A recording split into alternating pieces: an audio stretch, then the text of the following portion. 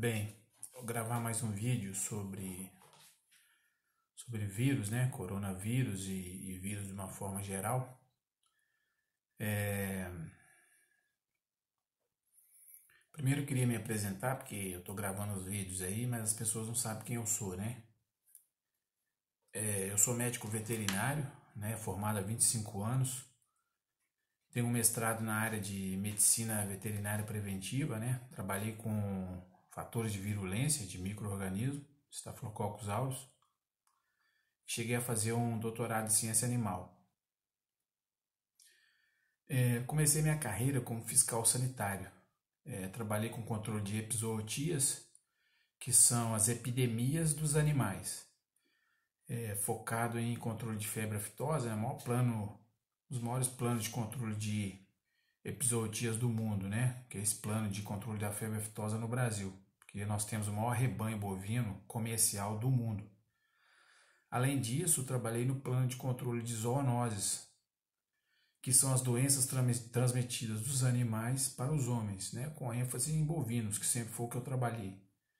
Aí entra raiva, tuberculose, brucelose, leptospirose, entre outras.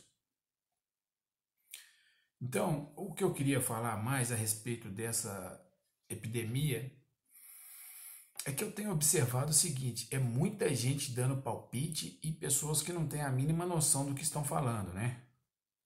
Esse ministro Mandetta mesmo, ele não sabe o que ele está fazendo. Desde o início ele errou grotescamente e engraçado o seguinte, que não é só ele, né? Nem o país como os Estados Unidos não tem um plano de contingência para deter uma epidemia como essa, né? E já houveram outras epidemias, não tão grandes quanto essa, com esse poder de contágio como essa. Mas já houve, já era para eles estarem mais preparados, né? Ter uma equipe preparada, uma equipe que entenda realmente de como controlar uma epidemia, né? O que eu percebo é que ninguém sabe o que fazer. Mas existem metodologias para se fazer, para se conter uma epidemia como essa que vem acontecendo, né? É simples, mas não é fácil, né? Mas fazendo o que tem que ser feito, o país hoje, por exemplo, poderia estar livre da epidemia, né? Mas eu queria ressaltar certos aspectos, né, do que eu venho observando. O primeiro deles é com relação o próprio agente envolvido, o próprio micro-organismo envolvido, que é o coronavírus. O coronavírus, como todos sabem, é um vírus muito comum, principalmente no inverno, né? Esses vírus de coronavírus, influenza, são vírus mais adaptados ao inverno, ao clima frio e seco.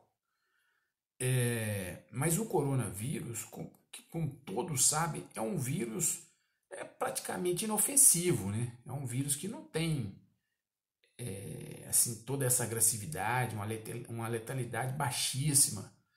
É um vírus, vamos dizer assim, um vírus fraco, né? Um vírus de resfriado. Ele ataca principalmente vias aéreas superiores, né? Não é nem um vírus que ataca pulmão. Ao contrário desse, né? Então, a coisa que mais chama atenção é a mutação que passou esse vírus, e uma mutação muito forte, muito grande. Essas mutações na natureza, elas são raríssimas, mas vem acontecendo com uma frequência incrível. Então isso chama muita atenção, né? Leva a crer que esses vírus eles estão sendo manipulados, né? Ou em laboratórios, ou, né? Quem sabe, né? Na China a gente pode esperar tudo. Pode estar sendo manipulado até no ser humano mesmo, né? Mas chama muita atenção esse aspecto dessa mutação. Porque os vírus, eles têm essa capacidade de fazer mutações, mas são mutações muito pequenas, né? Porque os vírus, eles são espécies específicos. O coronavírus mesmo, ele é específico de cada espécie tem um coronavírus específico daquela espécie. Um coronavírus de uma espécie, normalmente, ele não infecta outra espécie, né? Então, esse aspecto de um coronavírus de um animal passar para o ser humano já caracteriza como uma zoonose. E isso é raríssimo de acontecer. Raríssimo, mas é raríssimo mesmo. Só que vem acontecendo numa frequência grande, né? Sugere uma guerra biológica, né? Sugere testes biológicos. Essa epidemia, ela sugere muito um teste biológico, né? Você vê que as outras epidemias, elas tiveram até uma taxa de mortalidade maior, mas um contágio muito mais baixo, né? Esse vírus, ele teve essa característica, a letalidade é muito baixa, a mortalidade baixíssima, mas o nível de contágio é estratosférico, né? Eu vejo os médicos falando na televisão, falando que o nível de contágio é de uma pessoa contagia duas, contamina duas. Então é de 1 para 2. Mas esse cálculo, ele é totalmente chute, né? Ele é chute. Então, o médico que vai na televisão falar um negócio desse, ele está chutando. Porque, na realidade, ninguém sabe qual que é a taxa de infecção desse vírus, qual que é o nível de contágio dele. Para fazer isso, teria que fazer amostras aleatórias na população, né?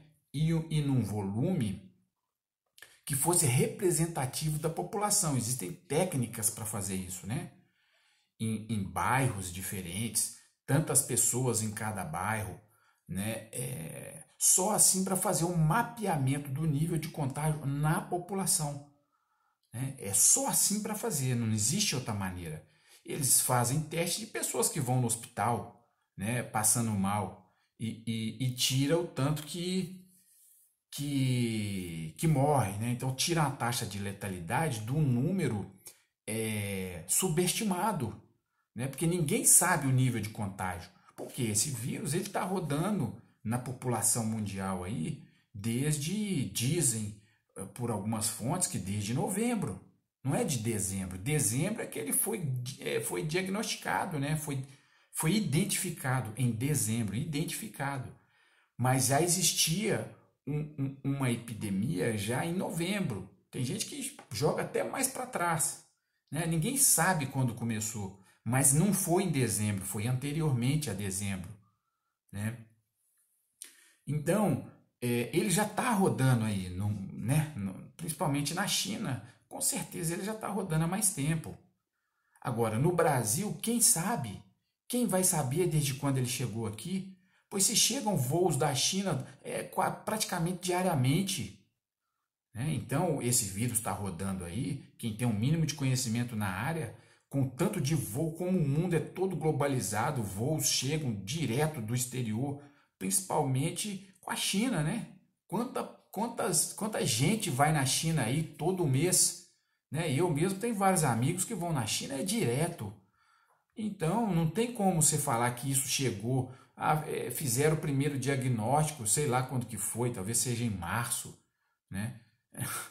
Isso é piada, isso é uma piada de mau gosto, né? As autoridades, elas estão subestimando, né? Não só o nível de contágio na população, tudo que diz que a curva, eu vejo aí a faculdade de economia vai calcular a curva. Gente, isso é uma piada, isso é piada, né? Não dá para levar a sério isso. Vai me desculpar, mas pelo amor de Deus, né? A gente precisa ser mais sério, tem que ter mais gente mais qualificada para trabalhar nesse tipo de coisa, né? Eu fico vendo médico, cardiologista, ortopedista, geriatra, toxicologia, os caras falando, dando palpite em tudo de epidemia, ninguém sabe isso no Brasil, quiçá no mundo, né? Quem que entende de controle de epidemia no mundo, você conta no dedo das mãos. Nós, os médicos veterinários, a gente entende muito mais do que os médicos, porque a gente trabalha com isso há 60 anos no Brasil. Né? Há 60 anos que a gente trabalha com isso no Brasil.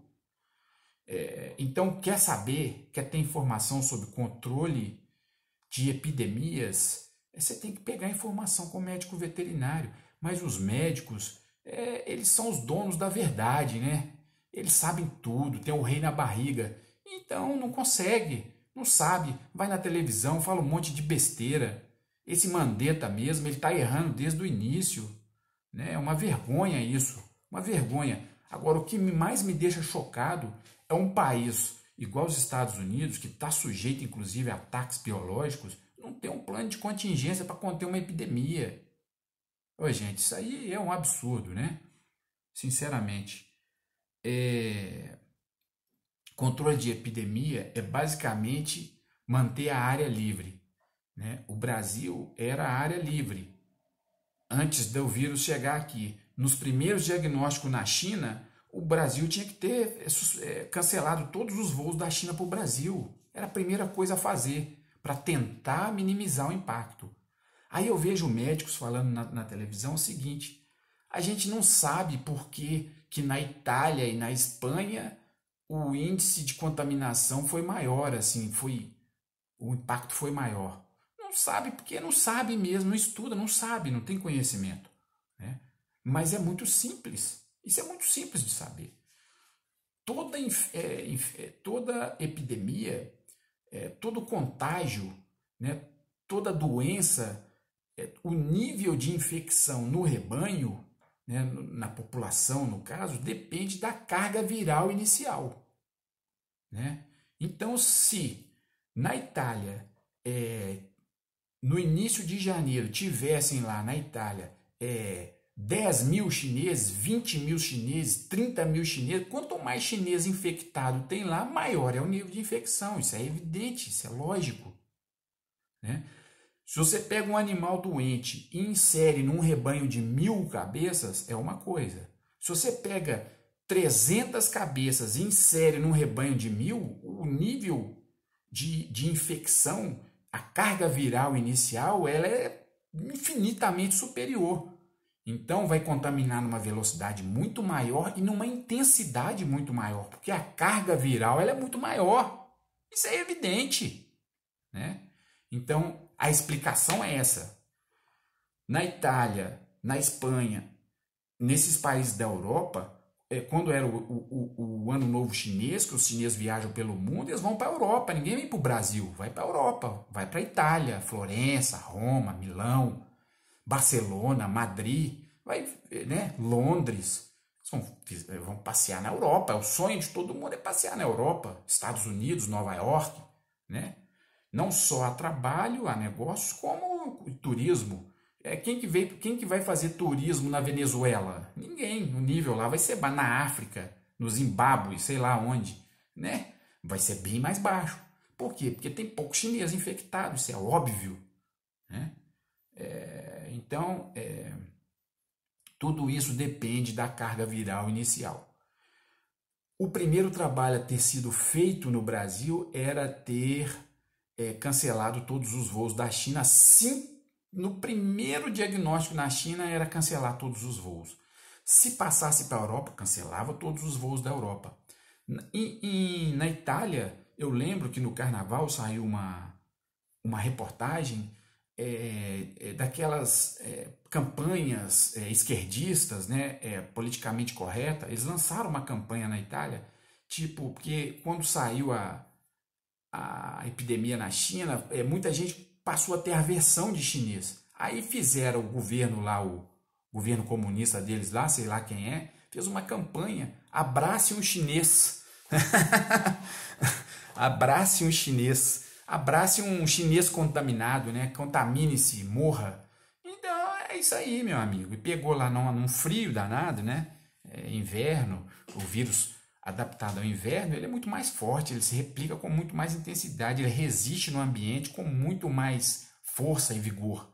Né? Então, um lugar frio, sem sol, então transmite com muito mais facilidade, as pessoas se agrupam, né? Porque no frio todo mundo fica junto, aí é festa pro vírus, né? Então é isso, a explicação é essa. Por que na Europa a intensidade foi maior? É porque foi mais contaminada, é óbvio, né? E a primeira medida é não deixar entrar. Quando você tem uma área livre da doença, você não pode deixar nenhum animal contaminado entrar. Nesse caso de epidemia, nenhuma pessoa, né? Então você teria que fechar a fronteira totalmente, né? Essa era a primeira medida que eles não fizeram, deixou aberto, teve carnaval, muito interesse econômico da Globo, né? E da Band e dos prefeitos. O prefeito de Belo Horizonte falou que ia ter carnaval de todo jeito e o vírus já estava rodando há muito tempo. Agora ele vem com essa hipocrisia de trancar a cidade e acabar com a economia do país. No carnaval, esse vírus nadou de braçada aí em todo mundo. E foi bom. E foi bom isso. Se fizerem uma sorologia na população, o índice de contaminação vai estar altíssimo. Esse índice de contaminação que eles divulgam na mídia, isso é balela. Isso é balela. Né? Isso é fake news. Né? Isso não tem sentido nenhum. Isso aí é um número totalmente subestimado.